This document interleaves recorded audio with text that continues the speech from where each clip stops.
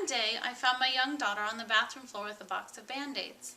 As she turned to look at me, I saw on her face an expression that I would describe as slight distress. As I looked into the situation further, I discovered that she had a large gash on her leg that was bleeding quite heavily. I realized that I had misinterpreted the situation by my perception of her facial cues. Maybe you have some experience with this. Have you ever seen a specific look on someone's face and thought to yourself, "Oh, I know exactly how they feel"? Well, according to research, you may or may not be correct. My name is Shelly, and I will be covering the topic of facial cues as a form of nonverbal communication, as covered in Chapter 2 of our course text. Specifically, I will be talking about our ability to accurately decipher emotion from facial cues. The thing that I want to expand upon is that our ability to accurately perceive emotions from facial expressions is influenced by our own experiences and our own characteristics. I will do this by discussing an article published in 2011 in the Journal of Nonverbal Behavior.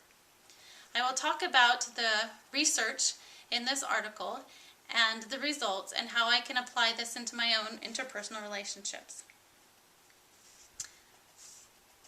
The article is called "The Influence of Family Expressiveness, Individuals' Own Emotionality and Self-Expressiveness on Perceptions of Others' Facial Expressions" by Halverson, Dennis, and Hess. The researchers studied the potential influences of family expressiveness, self-expressiveness, and emotionality, and their impact on our ability to accurately perceive emotions. They predicted that these variables would, in fact, impact our ability and our accuracy in perception of emotions. They found in their research that their hypothesis was supported. In fact, they found that low levels of family expressiveness led to better accuracy in deciphering facial expressions and emotions of those expressions. But they also found that people who came from families with low levels of family expressiveness tend to overestimate the intensity of these emotions. They found that people who have high levels of self-expressiveness are also more accurate at deciphering emotions, and that emotionality is positively related to the ability to accurately describe and decipher the intensity of these emotions.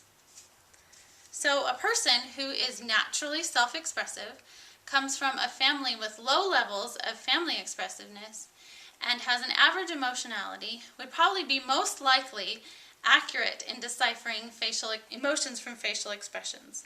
In my own interpersonal relationships, I can use this information to help me remember that I may not always be correct when I think I know how people feel by looking at their face, and that I need to remember that my perceptions are influenced by my family experiences and my personal experiences and my personal characteristics.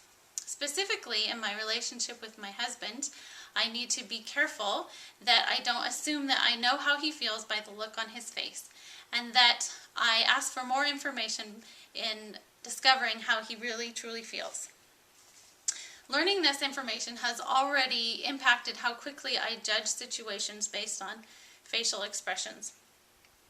In conclusion, our ability to accurately interpret and perceive emotions from facial expressions is directly influenced by our family experiences and our personal characteristics. Today I discussed the evidence of family expressiveness, self-expressiveness, and emotionality on our ability to accurately decipher facial cues.